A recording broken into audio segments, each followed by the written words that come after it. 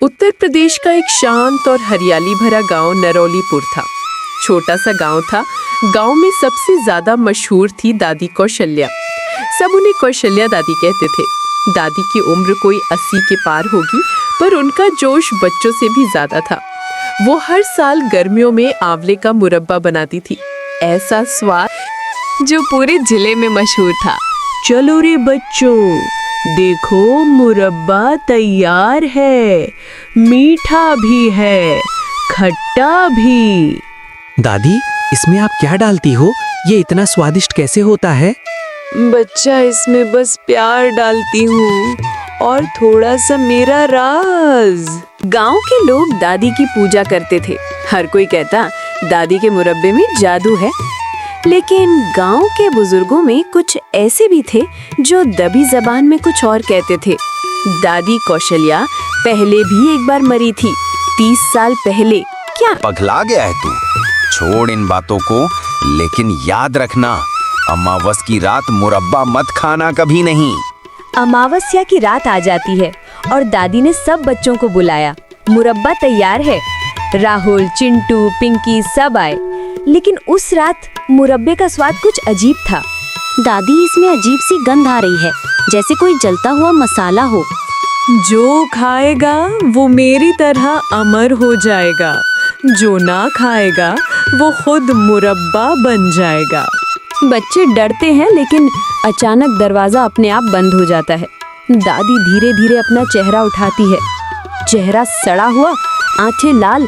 ये मुरब्बा तुम जैसे बच्चों से ही बना है, जो झूठ बोलते हैं, चोरी करते हैं और जो मुझ पर हंसते हैं। बिजली कड़कती है, चारों तरफ खून की बूंदें गिरने लगती है। सब बच्चे वहां से भागने लगते हैं। भी उन्हें एक पुराना संदूक दिखाई देता है। ये क्या है? वो संदूक खोलते हैं। उसमें एक अखबार की कतरन होती है। राहुल उसे खोलकर पढ़ने लगता है तो उसमें लिखा था 1985 में एक महिला कौशल्या देवी अपने घर में आग लगने से जलकर मर गई। सब बच्चे मंदिर की तरफ भागते हैं। मंदिर में उन्हें पंडित पुजारी मिलता है। पुजारी जी, हमें उस भूतिया दादी से बचाओ। राहुल और चिंटू सारे घटना उन्हें बताते हैं। मुरब्बे का जो भगोना है वही उसकी आत्मा का स्रोत है, उसे नष्ट करो। राहुल, चिंटू और पिंकी दोबारा उसके घर जाते हैं। तब वो दादी घर पर नहीं होती।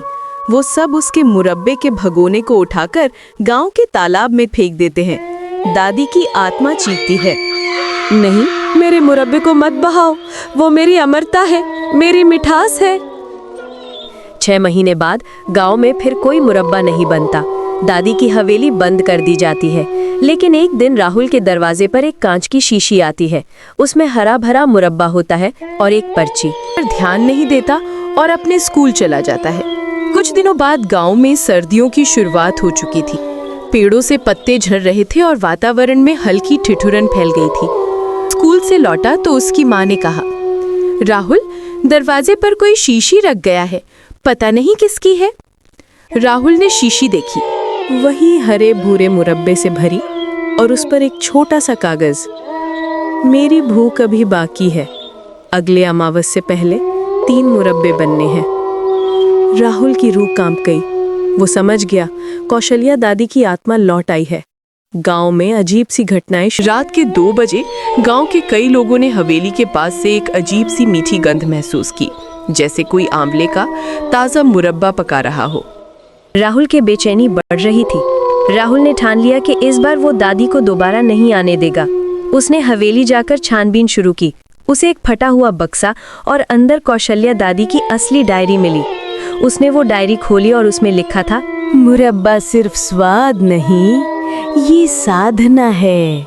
हर आत्मा जो झूठ बोले, चोरी करे या मेरी बात हंसी में उड़ाए, वो मेरी रेसिपी का हिस्सा बन जाती है। राहुल को समझ आ गया, दादी अब किसी भूत से कहीं ज्यादा है। वो एक राक्षसी तांत्रिक आत्मा बन चुकी है। राहुल हवेली से बाहर आ गया और गांव के सबसे पुराने तांत्रिक भैरवनाथ बाबा को बुलाने के लिए जाता है। भैरवनाथ बाबा एक गुफा में तपस्या कर रहे होते हैं। बाबा, हमारी मदद करो और इस भूतनी दादी से बचाओ। ये कोई सामान्य आत्मा नहीं, ये साधना से बनी माया है। उसे शांति नहीं चाहिए, उसे शरीर चाहिए। और उसके मुरब्बा का तरीका है, बच्चों की आत्मा से वो अपने लिए अमर शरीर बना रही है। वो दोबारा भैरवनाथ बाबा के पास जाता है। भैरवनाथ बाबा उसे सिखाते हैं एक रक्त तिलक विधि, जिससे आत्मा को चक्र में बांधा जा सके। अगले दिन अमावस की रात आती है। राहुल, बाबा और गांव के 3 बुजुर्ग अमावस की रात हवेली में घुसते हैं। तुम्हें नहीं पता बच्चे, मिठास में कितना जहर छुपा होता है। दादी कौशल्या की आत्मा ने और भी बच्चे पकड़ रखे थे। अमावस से पहले तीसरे बलिदान की तैयारी थी और वो था गुड्डू। राहुल और भैरवनाथ बाबा आत्मा को बांधने का प्रयास करते हैं। बाबा तांत्रिक मंत्रों से हवेली की दीवारों में कंपन पैदा कर देते हैं। मेरे मुरब्बे को कोई नहीं रोक सकता। मेरा तीसरा टुकड़ा आज तैयार होगा। अब तुम दोनों मेरे मुरब्बे बनोगे। एक एक बालक, एक एक स्वाद। 30 साल पहले का नरौलीपुर, जहां कौशल्या एक विधवा थी, मगर गांव के 4 लालची पुरुष जमींदार चंदन, वैद्यनाथ, लाला राम प्रसाद और सरपंच जगत राम उनके प्रसिद्ध व्यवसाय को हथियाना चाहते थे। लेकिन कौशल्या दादी उन्हें देने से मना करती है। तो एक रात उन्होंने दादी की रसोई में आग लगा दी। उन्हें बचाने गांव से कोई भी आगे नहीं आया। मैं एक विधवा औरत थी जिसका इकलौता सहारा था मुरब्बे का व्यवसाय। लेकिन गांव के कुछ लालची आदमियों ने मेरी झोपड़ी को जला दिया और मैं भी उसमें जलकर राख हो गई। दादी की चीखें हवेली की दीवारों में दब गई और तब से वो आत्मा बन गई। तूने मिठास दी है सच्ची स्वेच्छा से। अब मैं मुक्त हूँ। सुबह की रोशनी में तू जीत गया। मिठास से ही श्राप को हराया गया। 1 साल बीत चुका है। गांव में अब सब सामान्य है।